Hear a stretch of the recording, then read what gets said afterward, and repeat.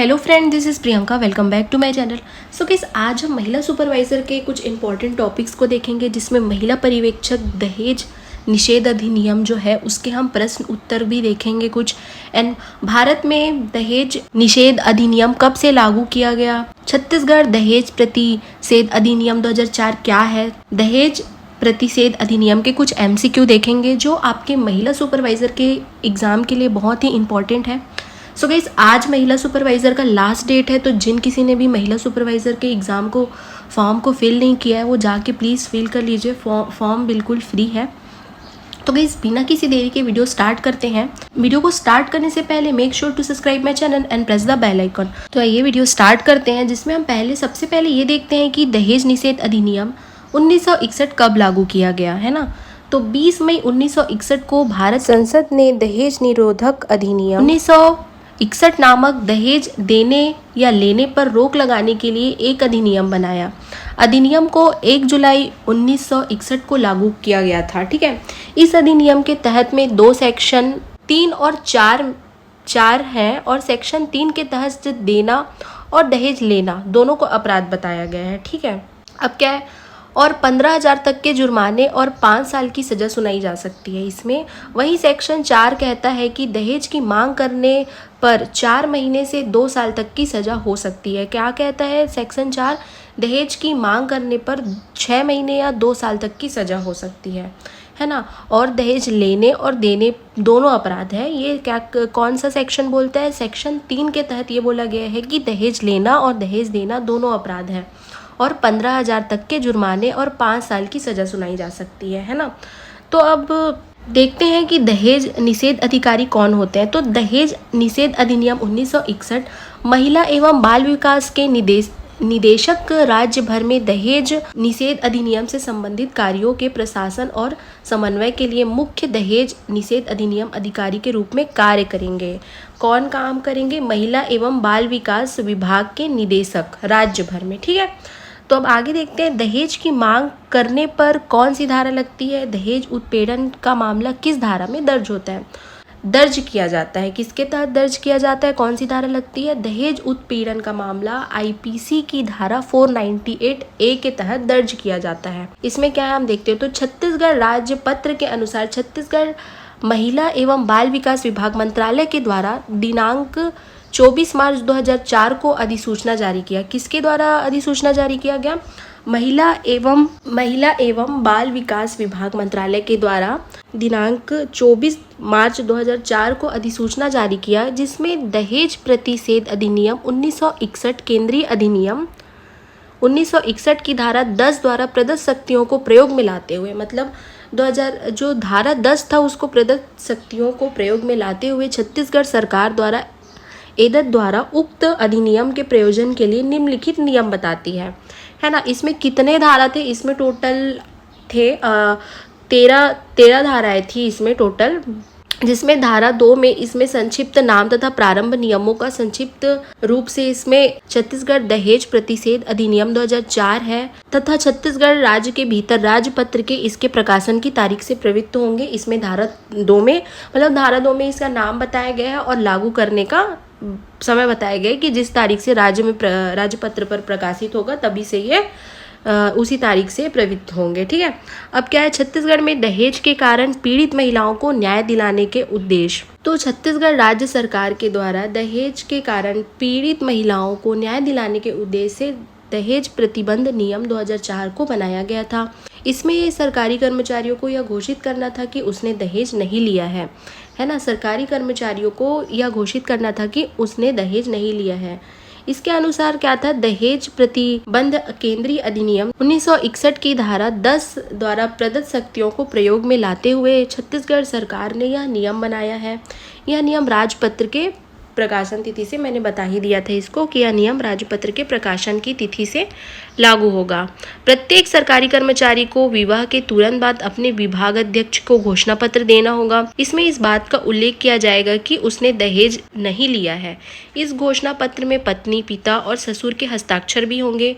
नियम के अनुसार वर्ष में एक दिन निर्धारित कर दहेज प्रतिषेध दिवस मनाया जाएगा। इस दिन विद्यालय, महाविद्यालयों और अन्य संस्थाओं के विद्यार्थियों को दहेज नहीं लेने की शपथ दिलाई जाएगी, है ना। तो क्या था, जो हमारे जो केंद्र सरकार उनके द्वारा 1961 में जो लागू किया गया था, जो दहेज प्रतिषेध अधिनियम लाया था, उसकी धारा 10 के प्रदत्त शक्तियों को प्रयोग में करते हुए ही छत्तीसगढ़ सरकार ने यह नियम बनाया था, है ना। तो इसमें प्रत्येक सरकारी कर्मचारियों को विवाह के तुरंत बाद ही ये शपथ लेना था कि ये घोषणा पत्र देना था कि उसने कोई भी दहेज नहीं लिया है, ठीक है। और इस पत्र की घोषणा में पति, पत्नी, ठीक है, और ससुर के हस्ताक्षर होंगे। वही है कि छत्तीसगढ़ राज्य में 2004 को सरकारी कर्मचारियों के लिए ही मेन रूप से लाया गया था इसे। अब इसका कुछ हम एमसीक्यू देख लेते हैं। तो इसमें सबसे पहला है कि यदि महिला जिसको दहेज वापस करना था उसकी मृत्यु हो जाती है तो दहेज दिया जाएगा, है ना। क्या बोल रहा है कि यदि महिला जिसको दहेज वापस करना था उसकी मृत्यु हो जाती है तो दहेज दिया जाएगा। किसे दिया जाएगा? बच्चों को, पति को, माता पिता को, या फिर सरकार को। तो इसका राइट आंसर होगा बच्चों को दिया जाएगा। नेक्स्ट हम देखते हैं, दहेज किसके द्वारा दिया जा सकता है? केवल वधू पक्ष, केवल वर पक्ष, दोनों पक्षार में से कोई भी, या केवल वर पक्ष। तो दहेज किसके द्वारा दिया जा सकता है? दहेज जो है केवल वधू पक्ष या केवल वर पक्ष नहीं होते, दोनों पक्षों में से कोई भी देता है तो उसे दहेज ही बोला जाएगा, चाहे वो वर पक्ष दे चाहे वो वधू पक्ष दे, है ना। अब नेक्स्ट क्वेश्चन हम देखते हैं, दहेज प्रतिषेध अधिनियम में अपराध का संज्ञान लिया जाएगा। मजिस्ट्रेट प्रथम श्रेणी, महानगर मजिस्ट्रेट, दोनों में, या सत्र न्यायालय में। तो ये जो है ये दोनों में दिया जा सकता है ना। इसका आंसर नहीं है बट ये दोनों में दिया जा सकता है। नेक्स्ट क्वेश्चन हम देखते हैं, दहेज प्रतिषेध अधिनियम कब पारित हुआ था?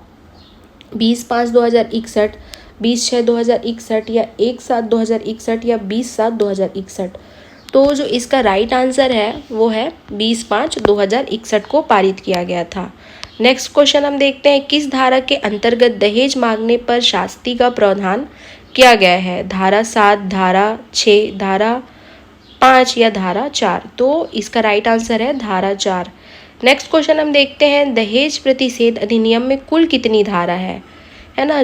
तो दहेज प्रतिषेध अधिनियम में कुल कितनी धारा है? 10, 11, 15, या फिर 16। तो इसका राइट आंसर है 10। नेक्स्ट क्वेश्चन हम देखते हैं, यदि कोई व्यक्ति दहेज लेने के लिए दुष्प्रेरित करता है ना। क्या बोल रहे हैं? यदि कोई व्यक्ति दहेज लेने के लिए दुष्प्रेरित करता है तो कितनी सजा हो सकती है? अधिकतम 5 वर्ष, कम से कम 5 वर्ष, या कोई सजा नहीं, या कम से कम 6 माह से 5 वर्ष तक। तो इसका जो आंसर है पहले ही मैंने एक्सप्लेन कर दिया है कि इसके लिए जो अधिकतम सजा होती है वो 5 वर्ष की होती है, कम से कम 5 वर्ष की।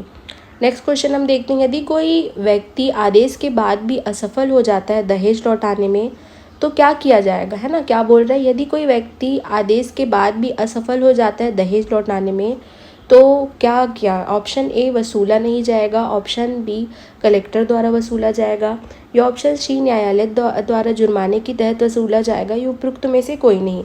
तो जो है दहेज है वो न्यायालय द्वारा जुर्माने की तरह वसूला जाएगा, है ना। अब नेक्स्ट क्वेश्चन हम देखते हैं, दहेज प्रतिषेध अधिनियम में संज्ञान किस पर लगाया जाएगा? सूचना पर, पुलिस रिपोर्ट पर, परिवाद पर। तो दहेज प्रतिषेध अधिनियम जो है संज्ञान पर, सूचना पर, पुलिस रिपोर्ट, परिवाद, उपरोक्त सभी पर लगाया जाएगा।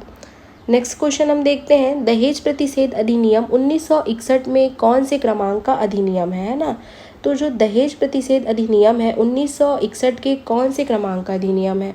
25, 28, या 32, या फिर 46। तो जो इसका राइट आंसर है वो 28 है। नेक्स्ट क्वेश्चन हम देखते हैं, यदि कोई व्यक्ति दहेज लेता है या देता है तो कितना जुर्माना लगाया जा सकेगा?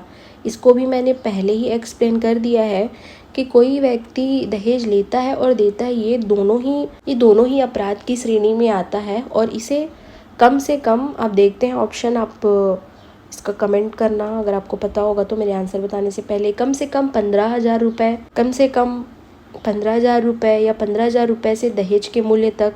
जो दहेज का मूल्य है वही जुर्माना होगा, या अधिकतम 15,000 से दहेज का मूल्य तक। तो जो इसका राइट आंसर होगा वो कम से कम 15,000 रुपये से दहेज के मूल्य तक होगा, है ना। 15,000 रुपये से दहेज के मूल्य तक। सो गाइस इस वीडियो को मैं यहीं पे एंड करती हूँ, क्योंकि लगभग हमने सारा कुछ प्रतिबंध अधिनियम का हमने सारा कुछ देख लिया है। इससे रिलेटेड यदि कुछ भी और क्वेश्चन है तो मैं आगे करा दूँगी। यदि मेरी ये वीडियो अच्छी लगी है तो प्लीज़ लाइक करना, शेयर करना एंड कमेंट ज़रूर करना। एंड मैं और आगे कौन से टॉपिक पे वीडियो बनाऊँ इसके लिए भी प्लीज़ कमेंट करना। यदि आपको MCQ चाहिए और फुल डिटेल वीडियो चाहिए तो उसके लिए भी कमेंट करना।